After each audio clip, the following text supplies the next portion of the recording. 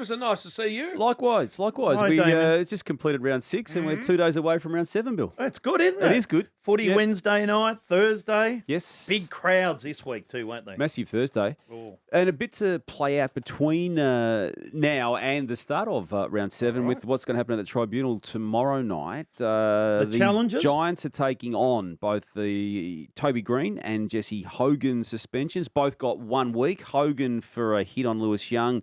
Green for the marking contest hit on Jordan Boyd. So the challenge is still 10 grand. As far as I know it to be, Bill, there is a cost associated. It was 10 grand. And if you some time win, ago. do you get it back? Yeah, if you win, I believe you do get it back. Right. Yeah. Okay. So it was there as a deterrent, but we've just seen a weekly tribunal I know. now. There was a period where the clubs copped it. They, to your point, Jim, roll the dice with Yep, they do. certain legal people. And why wouldn't you after what happened last week with the good clause, the good behaviour clause coming in? Tom Barris too. Now, last week, Bill, it was the Charlie Cameron tackle on Jake Lever, which was the Yes. talking point. Good bloke. This Barris one, I feel it's even harsher than what I saw Charlie Cameron do to Jake Lever on what he did to So is Tom a Michael good bloke? Walters. That's what it's Well, going to come to. well, you'll use that card, won't you? Yes, and bloody yes, very he good is. bloke, And yeah. yes, he is. Yeah. Righto. So Yep. he doesn't play. He plays, I mean. Yeah. He gets off it and he plays. And but he's a then good bloke. a player who has been the focus of these conversations 4 weeks ago in Peter Wright, who hit Harry Cunningham in a marking contest some weeks ago for the Bombers.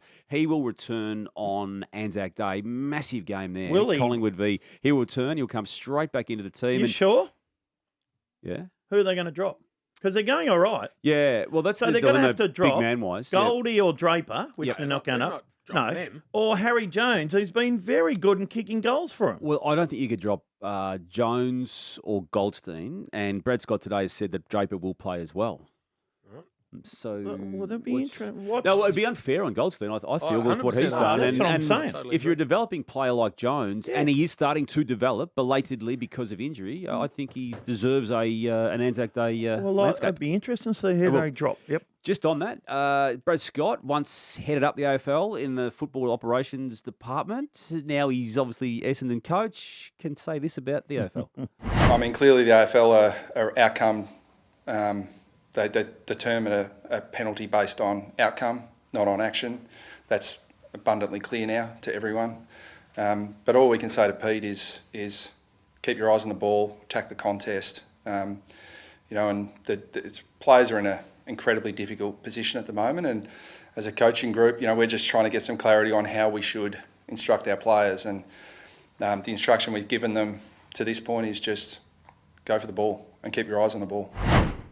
It's confusing. Is that I what find it Toby confusing. did? Toby Well, did that, didn't he? Again, when you slow it down, Bill, and I have an issue sometimes with the slowing down. it down. I know you need to see where the contact was made and how it was made, but he did take his eyes off at the last moment, is the way I viewed it. And I think that's what Brad is referring to. That was what happened with Peter Wright on Cunningham. I still am old school in that in those moments, I think you're allowed to protect yourself, but the rules have moved away from that, haven't they, Jim? So Well, they have, and if you tuck up and turn sideways and hit someone in the head, that's exactly the action they're trying to get out of the and game. that is what happened with Green on Boyd. Now, he's only got the 1 week. Obviously, Wright got the 4, so he's going to try and get that down to 1. Because they're already without Sam Taylor. He will miss the second match from that concussion protocol, and Canelio's already out as well, and they had a loss to Carlton. So, want to start with some positives? Well, you're very positive, man. I am. Debbie, come on. I am. And I don't think there's any... Debbie. To me, this I'll is tell already... I'll tell you where you're going, right? Because you're all caught up in this. I am caught up in it. Harley Fever. I am caught up in it. Someone got it. told me you got the Harley Fever. I'm shivering on that feverish about it, Bill. I know. No, I love They're it. changing his name over there. To what? Charlie Reid. They reckon. Charlie I Reid. don't mind that. Yep. Well, they started with the West Australian with Harley Lulia as that when he first got there. And that was before he'd played a game. I like that one, but Yep. Charlie Reid's good. Yep. The swagger he's got, Jim. I know you love Love it. everyone with a swagger. Love it. You've got to Yes. then basically pull Back it it off up. Of course on the you do. ground, and he's doing all that, isn't he? And Three the 3 clunks. goals. Just goal hangers. square clunks. Hangers. Yeah, 3 goals and pushing that Fife away Yep. just because he can. It's good. I love this aspect too. Now, this is 6PR post-match. He's got an interview with David Mundy amongst the people on the panel. Mundy voted on the Glendenning Allen medal, and as we know, it came down Controversial between... medal over the years. Well, they actually released the votes publicly. Carl Langdon read them out, and Mundy gave Harley Reid only 1 vote. That's the background to this. It meant that Elliot Yeo ultimately won the award, and then Reid, at the end of this interview, post-match, had this exchange. Harley, we really appreciate your time on 6PR Footy. We could talk to you all night, but we've got to let you go. Thank you so much, and congratulations on the win. No, thank you. I don't think Mundy likes me giving me the one.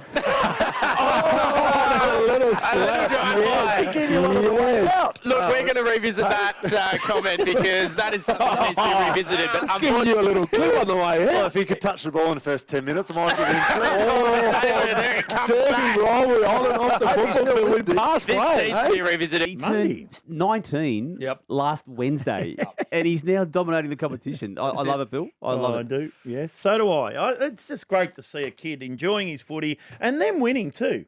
Actually, I like that they won the last couple. And it turned around in gather round, didn't it, when they pushed the Sydney Swans. They still lost by 5 goals, but they pushed them there for periods of the match, and he probably had a breakout game. The next week, they beat Richmond Footy Club, and then they just destroyed Fremantle. Another Jake Fremantle. Waterman, by the way. Yeah, well, 6 goals Tony last Lockett. week, 5 this week. Yeah, he's got the little Fraser Gehrig little mullet at the back, doesn't he? Yeah, probably don't mention Fraser Gehrig's name in this room. A tight knit mullet. Yes, it is. It doesn't move, it doesn't flap around. No, kicking goals. Let's go to Paddy Cripps, because if it wasn't Harley Reid, the player of the round, it may well have been Paddy Cripps for what he did for Carlton against GWS, and his partner in crime in the middle there Sam Walsh was extraordinary too, wasn't he? So the way they set it up, third quarter, Curnow and Mackay came to the party as well. So, but Cripps is having a really, really good season. They've only lost the one game, the Blues, to this point, and that was by a kick against the Crows the previous week. So they're back on track. They've still got 5 players, Bill, who are best 23, not part of it at the moment. That's a lot. With soft tissue. Yeah, there's at least 5. You could even argue it's more, but there's at least 5 as part of that. So they're getting on with it. Love what Collingwood did. You called it, Jim, but the Will Hoskin-Elliott input into that turnaround in the second quarter. Yeah. Mark's in the forward line, Mark's on the wing, Mark's down the line, and equally crucial give-offs for goal. There's bigger names in that club for by some way, but I don't think they would have turned it around as explosively as they did. 5 goals down at one stage in the second quarter to being 2 goals up at the main break inside the 15-minute burst, and he was crucial. I love it when the sort of lesser lights do get amongst it too. He was Even very Lipinski. important.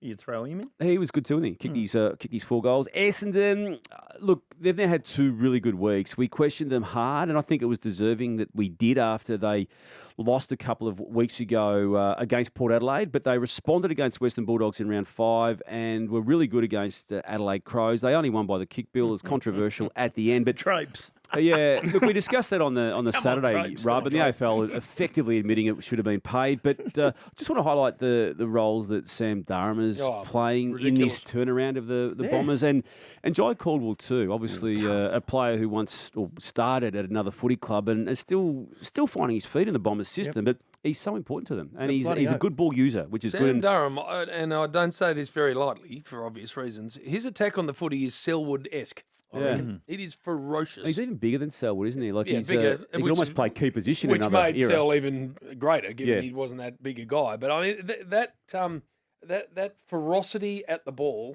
is, you don't see it very often. No, and they had some really good moments with Dawson, who I thought had his best game for some time. Yeah, they went head to head there, at least in passages of play. Dawson, I felt, was probably the best player on the ground, but Durham was equally significant in the Bombers winning the game. So old-fashioned sort of shootout, and Merritt is just putting together. He's already had 3 All-Australian seasons. He's on track for a 4th. So great start. Brodie Grundy. Yes. Love what he's doing. 200th game yesterday. Great. It was against the Gold Coast Suns, but set it up early. That first quarter of the Swans, they hit the scoreboard pretty hard. Gold Coast came back in the second quarter, but Brodie Grundy's work around the ground and initially to set up the theme of the contest was great. Who gets the Brownlow votes here, Heeney or Grundy? I thought Grundy, just because he kicked a goal, he had some big moments around the game. Isaac was good again. Isaac was good again. Isaac was very good again. And again, to your point, Bill, he may have got votes in all 6 games he's played. No doubt he has. Yeah. A break. Because we're going the other way. Come on, go Debbie. the other way soon. He's already gone through his positives around 6. Debbie. I just got one more, though. Can I have one more positive? Yes, I you can. want to give a shout-out to Tyson Stengel for good. his game for Geelong against Brisbane Lions on Saturday night in the wet. I know Brian Myers, by the way. Yeah, he was great too. But I know Stengel was an All-Australian player, Bill, in what was a premiership-winning year in 2022. I would argue that was his best game of football for Geelong. Maybe best game of football AFL. think you're right. Because it was up the ground. It wasn't the goal kicking. He did everything. Yeah. Yep. He did it with the surety. I mean, Parfitt had an equally impactful game, didn't he? Yeah, but that's what the role players. They're all Yeah. playing well, and same with Carlton. They got some good ones too. So a good game this week. And that midfield mix of the Cats, Jim, we've touched on it a few times, but it's just really covered for the loss of Guthrie, which is now 2 years in the making. Dangerfield came back for this particular game, but Tanner Bruin still had another good. step being taken in his career. Cameron Jack and Bowes. Hawke didn't kick a goal. Yeah. So they're very good. They're on top. We're allowed to talk about them for a minute. They're Righto. the positives. Come on, Debbie. We need to start, Jim, with Goal reviews? with the club that Oh, no. at which you were once president, and the one that I have still got an allegiance to, Jim. But He's what is got a happening? page here. Look, he's got a page about North. Where do you start? Well, I'll start this way. Won their first 2 games last year, rounds 1 and 2. Then didn't win again until the last game, round 24, and haven't won since. So in that space now, they've won 1 game in 27. We'll start there, Jim. And the most recent one was Hawthorn loss yesterday. Yeah, I didn't see the game, but what I know to be fact is that they are leading the competition for turnovers by nearly double. So in other words, they're nearly double ahead of the next worst team at turning the footy over. And then they're the worst team at defending turnover by nearly double. So when you hand the opposition the footy and then you can't defend once you've handed it to them, you can't win a game of football. Yep. So that's for me, of the many issues they've got at the moment, that is their biggest issue. Yeah. Is if you can't retain the ball, Yep. and then when you lose the ball, you can't defend after you've lost the ball, then you're going to lose games of football. It's the analogy I use, people, is it's like a batsman. If you can't defend, you can't stay at the crease. If you can't stay at the crease, you can't score.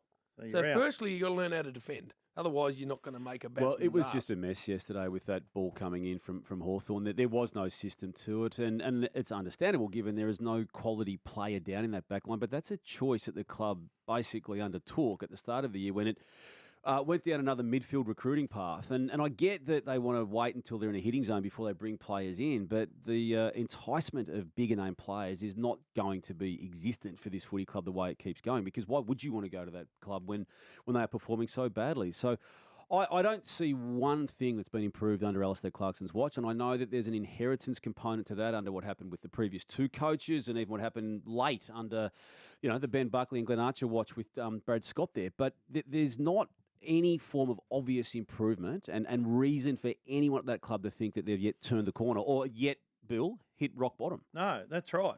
Apparently, the past players is going well. That's what I heard. That's what I heard. Yep, On that's the weekend. Boomer Harvey. Yeah, Well that's done to Boomer. a little boom boom. So But that's no, going there's all right. huge concerns No, around there's a what they're lot doing. Even Clark, geez, I don't know where you start with. I don't know what you would do if you had to go there and fix up North.